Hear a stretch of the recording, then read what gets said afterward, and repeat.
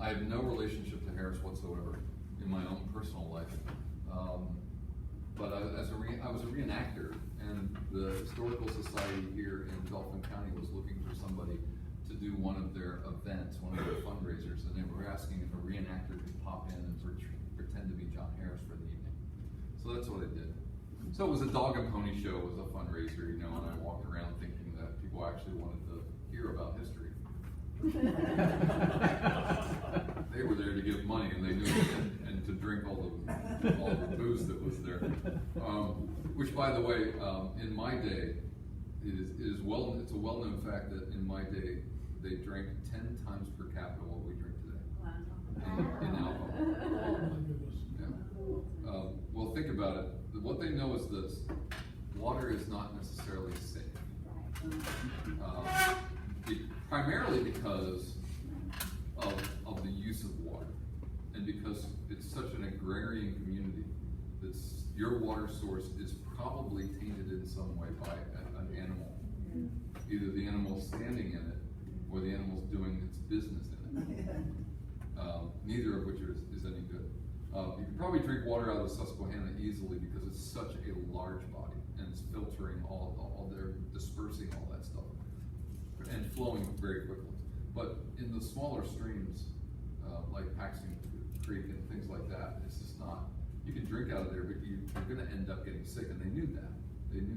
But what they didn't understand, but what they knew well, was that they took that very same water and put it through a process of fermentation and distillation, that water all of a sudden became safe to drink, and fun to drink. Don't forget the second part of that, right? All of a sudden, so every man is functioning with some kind of process to make their own beer, which there's something called small beer, and then there's large beer. Small beer is what we would call a low alcohol beer. How many of you have been in the military? So if you were in the military, you heard of 2.5 beer, right?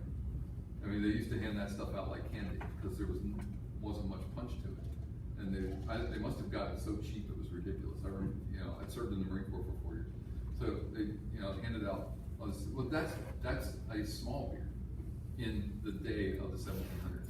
This is a very low alcohol content beer. On the Mayflower, when people are coming across on the Mayflower, there's rum, there's beer, and there's cider. There's no barrels of water are on the ship's log. So what do the children drink? Beer, rum, and cider. Right? Exactly.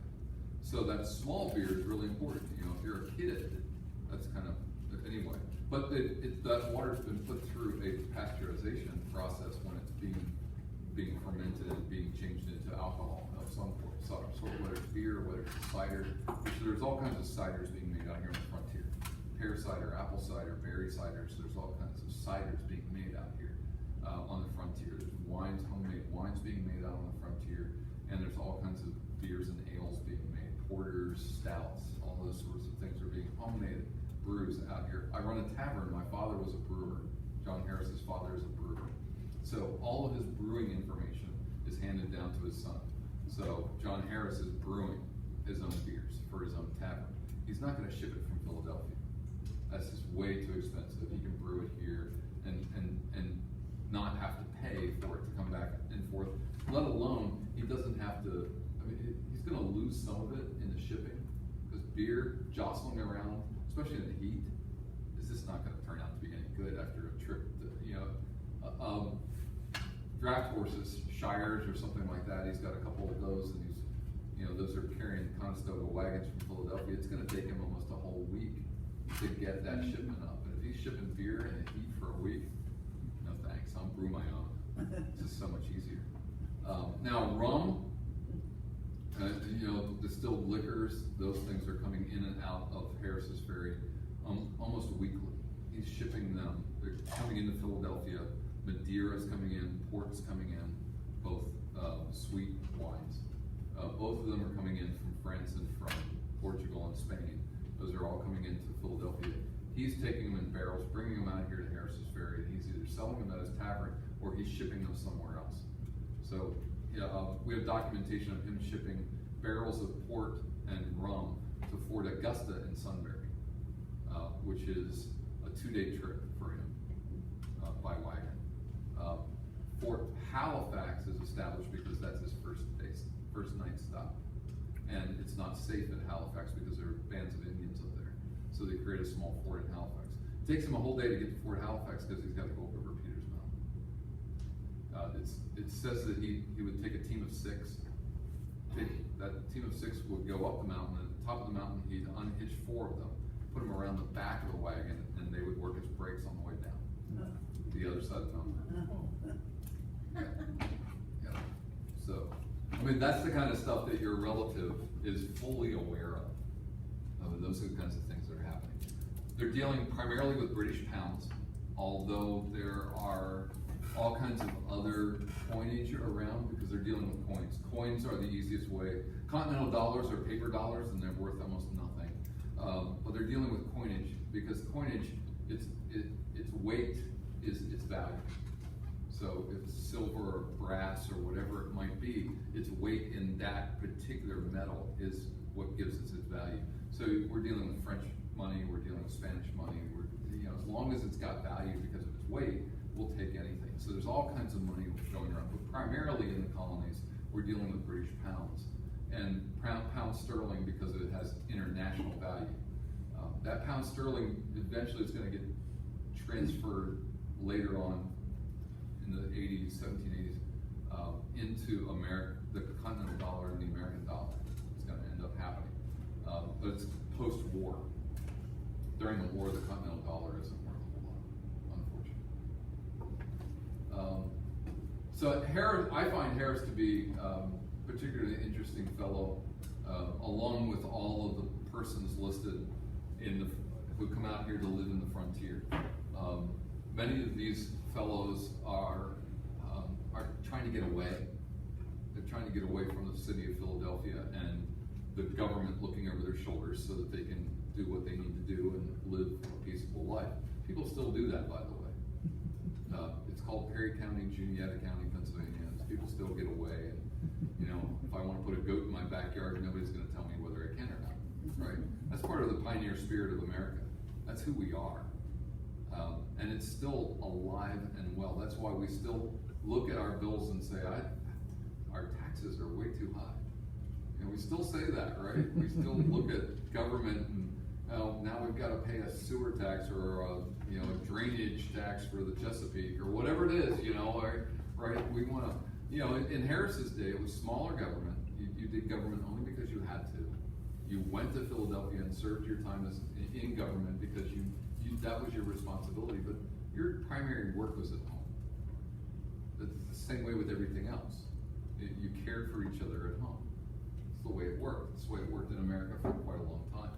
So I think that would be one of the things that the early founding fathers and mothers would be most upset about. That we're so large governmentally we're so large. Because they just took care of everything locally. Sir? You mentioned, and I thought all your trading was mainly by waterways and on the river, but you mentioned that you had wagons that delivered things. What was the nature of the roads? I came from the west and we came along Lincoln Highway and Forbes Roads. I saw signs for that. What was the nature of the roads? Yeah, so everything west of the Susquehanna is pretty much wagon trails. They're really rough. Those roads, Forbes, it's called Forbes Road because Forbes and the Forbes expedition, that's the Highlanders, right? Forbes literally has to cut down trees and make a road to get to Pittsburgh, to get to Fort Duquesne. By the time he gets there, by the way, the French blow the fort up and run because they don't have what the British didn't know is the French were running out of supplies. And so they see this big British force coming in, they blow the fort up and run. So by the time they get there, the fort's been demolished and they turn it into Fort Pitt. Everything west of here, the road structure is fairly decent. It's been heavily used, so it's well worn. There are places where we have uncovered original roads locally, and it's all river stone. Interestingly enough, they're bringing up river stone, round river stone, and just lining the roadways with it. So you've got wagons and horses running on river stone, which is nice and smooth, and obviously getting crushed under the weight. So you find broken stone and all that kind of stuff. So you get down to Philadelphia, you're going to get cobblestone. Lancaster has some cobblestone, so does Reading. Harris's Ferry doesn't have cobblestone until you get well into the 1800s. So roadways are from, on the eastern side of the Susquehanna, the roadways are pretty well developed. Harris, Sturgeon can go to Reading, go to Lancaster without a problem. It's a day's journey, and it's going to be relatively easy road travel. Primarily because the roads are heavily used. You get west into the frontier, those roads are rough. So I hope that helps. And by wagon trail, I simply mean, 2 ruts, right? Yeah. But Harris is doing most of his trading in Philadelphia. There's a set of falls on the Susquehanna River. There's a set of falls on the Susquehanna right down in here. And that set of falls cannot be maneuvered. You would have to bateau everything, portage everything around those set of falls in order to get everything from Harris's Ferry here all the way down to the Chesapeake. He wished he could. He mentions it several times that he wished he could navigate through the falls, because if he could get his goods down to what in my day is called Head of Elk, it's now called Elkton, Maryland. If he could get his goods down to Elkton, Maryland, he could get them into the Chesapeake, and he could get them anywhere. From there, he could get them anywhere. But he can't, so he's got to take everything by wagon down to Lancaster or up to Reading and make his way out to Philadelphia and get everything on his boat on a boat in Philadelphia. Right. And he's shipping back and forth because he's trading furs, which is his primary agricultural good is corn and tobacco. Those are the 2 things that Pennsylvanians are producing that Europeans have fallen in love with. The primary thing he's shipping, though, is furs. So he's got frontiersmen and he's got Indians bringing furs to his house, and he's trading with them. He's trading axes. He's trading, pewter goods. He's trading all kinds of hard items for furs, because then he's taking wagon loads of furs down to Philadelphia and shipping them to France and England, because they love furs. They love American furs. You've seen pictures of Ben Franklin at the French court, and he's wearing a fur hat. And that's just uniquely American, and the Europeans are in love with it. They're just enamored with this whole thing. And then corn is uniquely American, and tobacco is uniquely American. And so we're shipping those 2 things. Europe is fascinated by these things. Now, one of the other things we're shipping, one of the biggest things we're shipping over is lumber, because England has pretty much deforested all of England to build all their ships, so they're out of lumber. So we're shipping trees over to England, believe it or not. Yeah, we're making a small fortune here. So, do you happen to know what Sturgeon's trade was? Do you know what he did for a living? Does anybody? Well, the Sturgeon that went, where we'll go tomorrow, Thomas. Thomas, right. He moved from here and bought a mill in Mifflintown, so he's a miller farmer. Okay. All right. And I suppose they were farmers. Okay. Well, a mill work, there are several mills here in the area, and they're incredibly vital to life. Primarily because bread is vital. And so that's the end result, right? But so many people are growing things that need to be milled. And there are about a half dozen mills in the Harris Ferry area. So my curiosity is, which mill do you have? But that's just a really important trade and an important fixture in any community, because you've got to take grain, corns, all that stuff has to be milled. You got to do something with it. It cannot be left in its raw form. So if you're going to make cornbread, you've got to crush all that corn. Well, that's mortar and pestle. That's just no. You're taking wagon loads down. Now, what's interesting is you get out into the frontier, and they don't have that opportunity. So you know what they're doing in the frontier with their corn? Making whiskey. That's exactly right. So that whiskey's coming into Harris's Ferry. John Harris is buying it. He's got 13 outbuildings. He's storing it here, gathering enough of it. When he gets enough, he takes it down to Philadelphia and sells it. And that area, after your time, was where the Whiskey Rebellion Correct. was. Whiskey Rebellion's in 93, Harris dies in 91. Washington actually comes to Harrisburg. Washington comes to Harrisburg and then makes his way down to Carlisle, reviews the troops in Carlisle, and then heads out. But yeah, Washington stops in Harrisburg. So he did sleep here. And I think George Washington is the first and the last president to physically lead Army troops in battle while he was in office. Correct. To put down the Whiskey Rebellion. That's correct. Yes. Yep. The only one ever to lead troops while in office as president. That's correct. Yeah. Quite an event. And so yeah, there's just all these things going on. I just find guys like Harris and people who are living on the frontier here, I think we overlook them so easily, and we focus on guys like Adams and Jefferson and Hancock and all of these the big names. Yeah, the city folks and the guys who have their names at the bottom of the document, right? Dickinson and all of those people. But you've got some incredible people out here on the frontier who are doing amazing things. Some of them just actually keeping everything going, keeping everything afloat. So, other questions you might have of me as Dave Beiser? Yes. You know, the Sturgeons are uncertain which side they were on in the Whiskey Rebellion. One of our gentlemen who's not here today has been looking into the group called the Black Boys of Pennsylvania, right. Which he was wondering if we were even in with some of them. It would be hard to think because the Black Boys primarily came out of down around Shippensburg, Chambersburg area. So most of the Black Boys were out of that region down there. So I would doubt that Sturgeon was involved in that whatsoever, especially if he's going up to Mifflintown. He's going the opposite direction. It's interesting he goes to Mifflintown. Mifflintown is, in Juniata County, that's still Indian territory, well into the late 60s. I mean, there's still massacres happening up in there.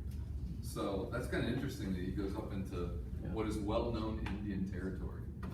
And then his son, of whom many of us that he is our ancestor, went to Kentucky and that confronted the very same situation. Okay, is that Jeremiah? Who's that? He was Thomas also. He was Thomas also. So who's Jeremiah?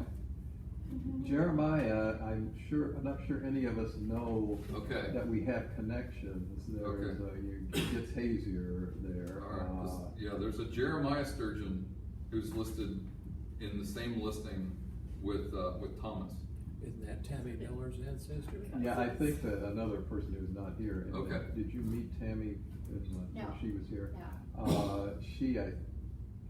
And Bob, you might be a descendant. Bob and Tammy are descendants of Henry, who Bobby's over here. yeah, Okay. who may have had a connection to Jeremiah. Jeremiah.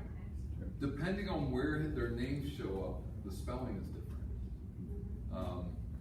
In the listing in 1750, on the west side of Paxton is Thomas Sturgeon, and then Jeremiah Sturgeon is spelled E-O-N, G-E-O-N.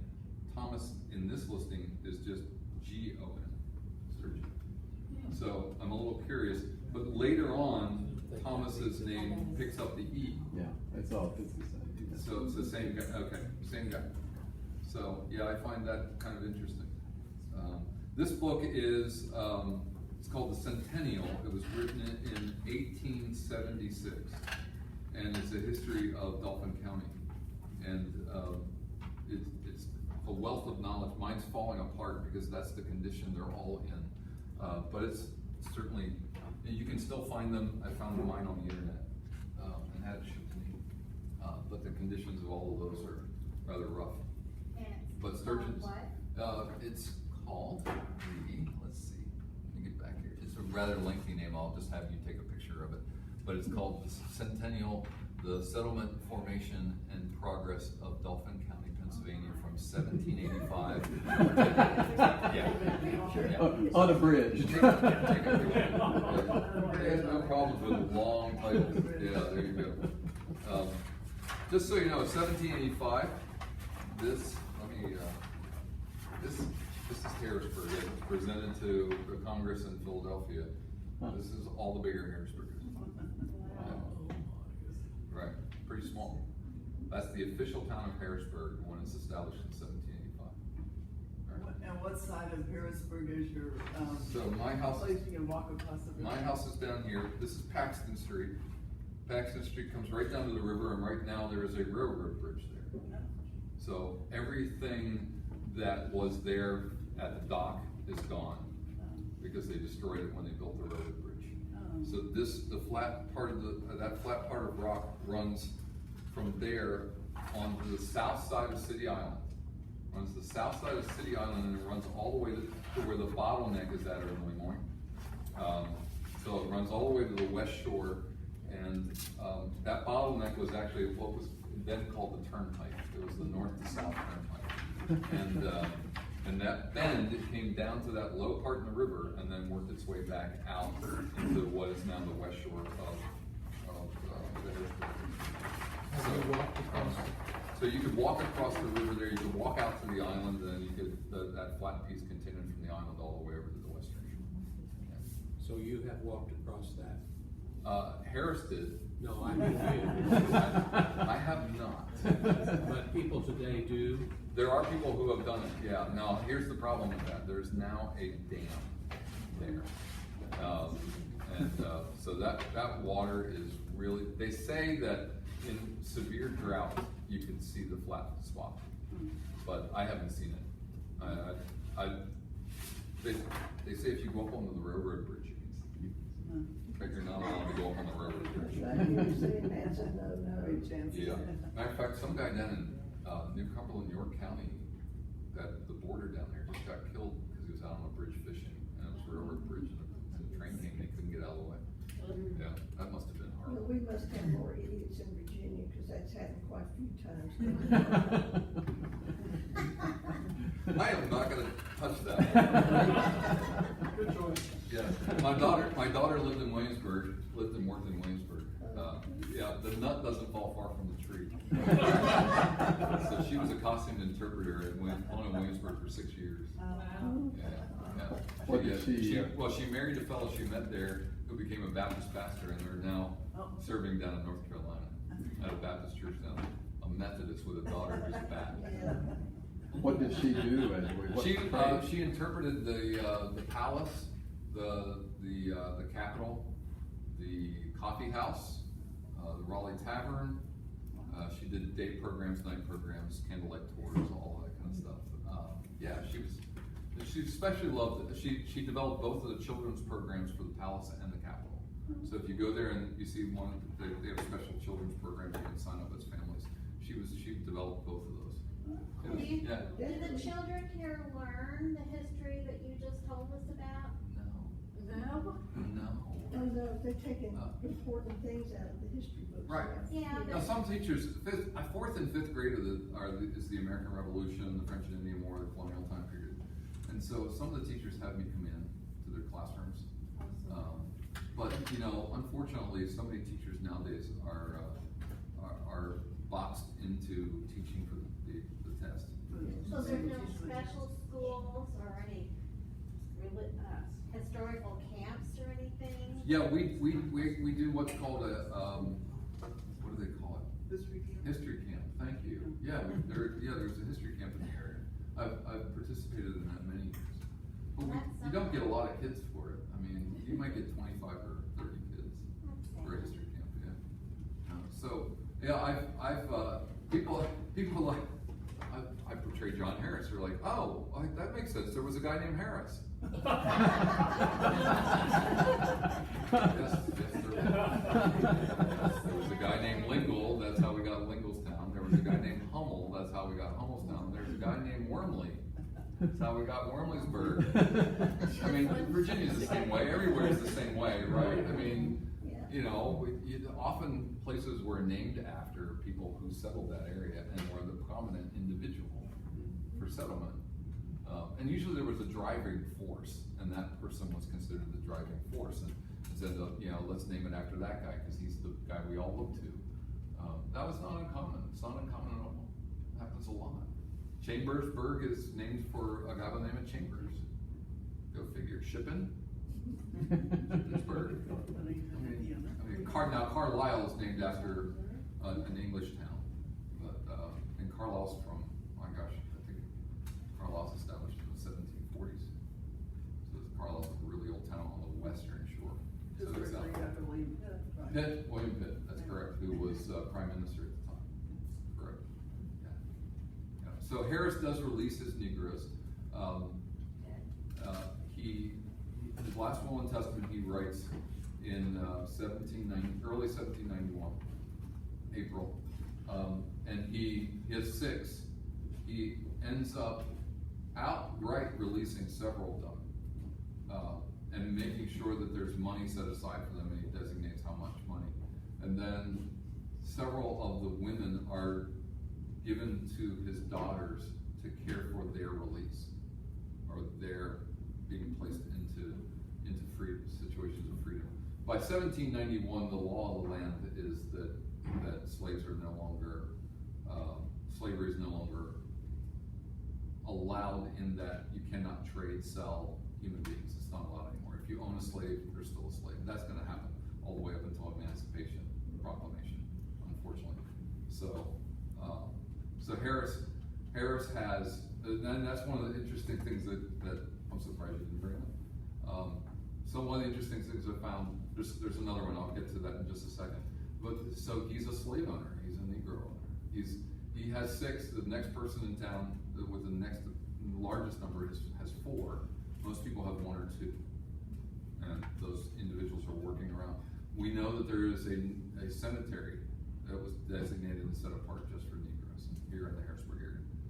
Do you know how much tobacco he raised? Because that's very labor intensive. It is very And labor. usually requires more slaves. Correct.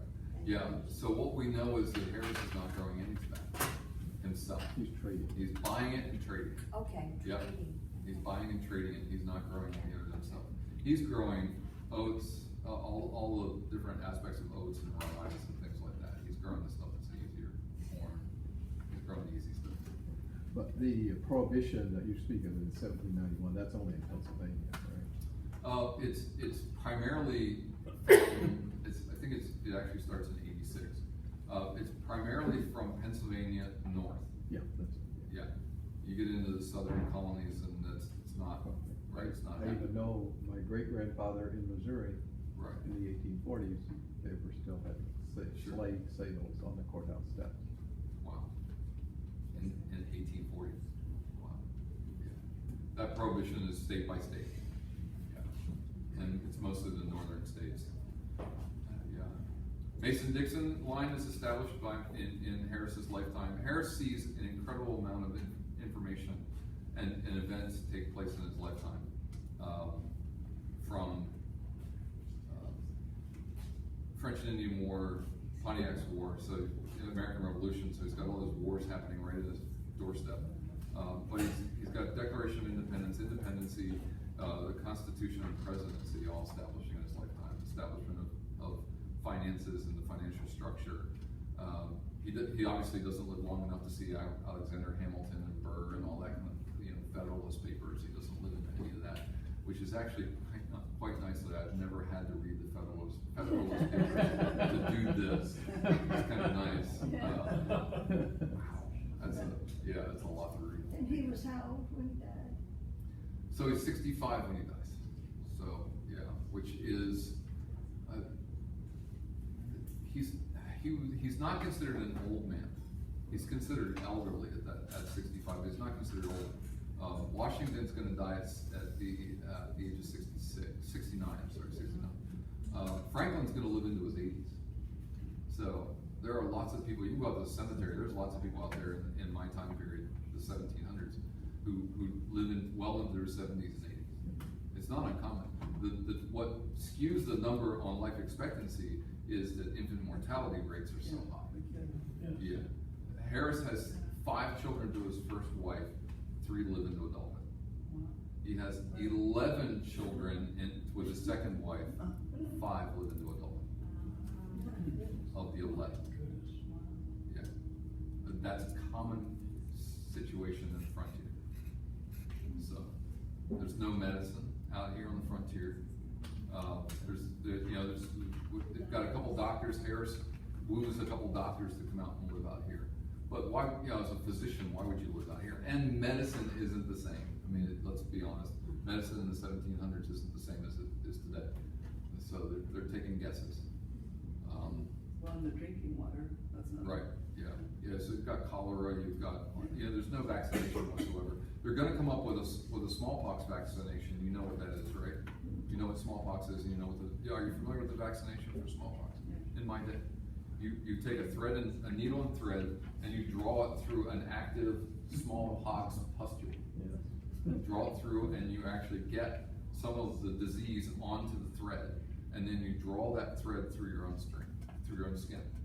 Put it under your skin and pull it through, and you allow the disease. And so you're inoculating yourself with a milder form of the disease, so that your body builds a resistance to the actual disease, which is in effect what we do in a lot of inoculations, right?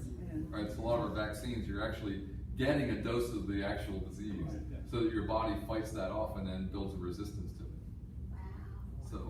So they established that during the American Revolution. So Washington has all of his men vaccinated for smallpox during the American Revolution. Now, the thread you're holding now, what's that? This is hemp twine. Okay. So one of the things that's grown a lot is hemp. Now, our first thought, especially when I'm talking to teenagers, our first thought is, they're growing hemp, are they smoking it? It's not the same hemp. It's not the same, structure.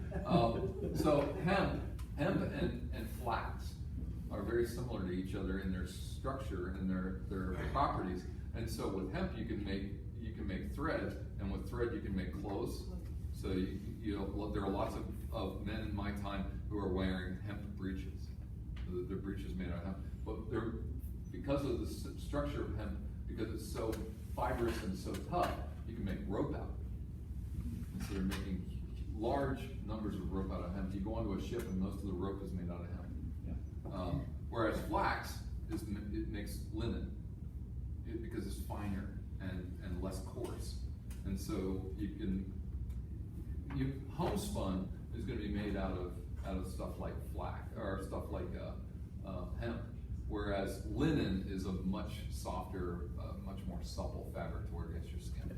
Just to give you another family history of the Sturgeons, before they came to America, by tradition, they were makers of linen. Oh, good. Either in the Low Countries, and then came with the linen trade to Northern Ireland. That's by our tradition from the 1500s to 60s. Yeah, Irish linen and Irish wool are both very well sought after.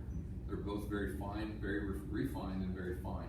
And so I have a pair of Irish wool socks that are so wonderful to wear. And you think wool against your skin, there's no itch to it whatsoever.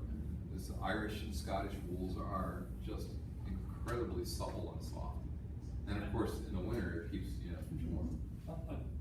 I lived in England for a year, Is that right? and it's very I'm funny. envious. It's very funny to see what you just did. English wool over there is cheaper than cotton, because they had to import all our cotton from India. See, one of the other things is this is 1700s is pre-cotton gin. So most of the cotton in the colonies is being shipped to France and England, and the cotton is going into sweat houses, workhouses, where kids and women are just picking it apart all day long, 12, 15 hours a day picking cotton apart. So it's labor intensive in my day. So we're not using much of it here in the colonies. We're shipping it over to France and England, and then it's being shipped back in the form of fabric. And so it's expensive. Cotton is expensive here. Linen's much cheaper. Nowadays, linen's much more expensive. And now we're doing the same thing today, shipping it over there to make something to ship it. Right. So one of the other things, I mean, outside of Negro slavery in the colonies and with Harrison, again, I don't know about Sturgeon, I'm a little curious. I have a list of I have a 1790 census. I'll have to see if his name is on there. I think he's probably moved by then. Probably not in that census. No. So he's probably not on there. But the other thing that Harris is doing in the 1760s, the Pennsylvania government establishes a bounty on Native scalps. Yeah. So yeah. So and it's fairly lucrative. If you're a hunter of Indian scalps, primarily because of Pontiac's War, Pontiac's rebellion. There are all kinds of settlements up and down the frontier that are just being decimated by savages. And so the colony says, okay, it's time to stop this. And so they put a bounty on Indian scalps. And Harris is involved, he's buying the scalps at Harris's Ferry and then taking them down to Philadelphia and selling them to the government. So, if you go out and you get a scalp, I'll buy it from you because you don't want to go all the way to Philadelphia. So I'm going to buy it from you for a little bit less than what its value is. I'm going to take it to Philadelphia and sell it for full value. And Harris is in effect a scalp buyer. Good business. Yeah, he was a pretty successful entrepreneur. Yeah, even though, I mean, he saw the devastation. At one point, 50 of his men, of whom I'm pretty sure Sturgeon is one of them, Thomas, he has a militia of 50 men, and I'm pretty sure Thomas is on that list. They go up to the Mills Creek where there's a massacre. So a group of Indians, somewhere around 15 to 18, they suspect, move into a settlement of about 35 people and kill almost every one of them. They take a couple women and a couple children with them. Kill every one of them. And in order to send a signal, they mutilate the bodies. So they cut heads off, they scalp, they cut arms off, and they just let the bodies all lay around. And Harris and 50 men from here go up as a burial party, and then they try to find this group of Indians and bring back the captives. But instead the Indians kill the captives or sell them off, turn around and ambush Harris. Yeah, so I mean there's stuff that's happening right in our own backyard. There are things less than a mile from here. There are small ambushes and small raiding parties that are coming through this area and killing men and women. During the French and Indian War, there were 600 white people who were taken captive. 600. We get 300 of them back through trade. And if you've ever heard the story of the light in the forest, that's the story of a girl who was taken at a very young age. And when she is found, she is so acclimated to native life that she doesn't know that she doesn't want to come to her mother. And so her mother starts singing the song, and she recognizes the song from her childhood, and that's how she realizes that yes, this must be my mother. But she has so acclimated into Indian life, and Indians felt like, if I've lost a child, I'm going to go get one and replace it. That was the thought process. So Walt Disney actually did a movie called Light in the Forest. It starred Fess Parker. You remember him? Daniel Boone. Davy Crockett. Fess Parker. Right. Yeah, he was in that movie. Somebody asked me, how did you get so interested in it? I grew up when Disney was doing a lot of that kind of stuff. Johnny Tremaine, Light in the Forest, Scarecrow, Romney Marsh. He had a long list of historic movies that he did during around the colonial time period. Treasure Island, all that kind of stuff. And I just became enamored with it. I own a horse. Chose not to bring him today. I was saying, is he tied up outside? He's a big 16'2", saddlebred, chestnut saddlebred gelding. This is fantastic. I try to live the time period as much as I can. Do the younger members of your congregation today think that's pretty cool that you do? Actually, they do. Surprisingly enough, you'd think, well, Dave's a wacko. No, I think they do. I mean, I think that, and a bunch of them have come to events and seen me and heard me talk. Good. So yeah, I think they just, here's what I say, everybody needs a hobby. Some people go golfing, I do this. You know, everybody needs a hobby, right? This cost me as much as golfing, let me tell you. Especially when you get to the horse side of it. Good. Yeah. So there you go, those are the things. I took up a lot of your time. Thank you.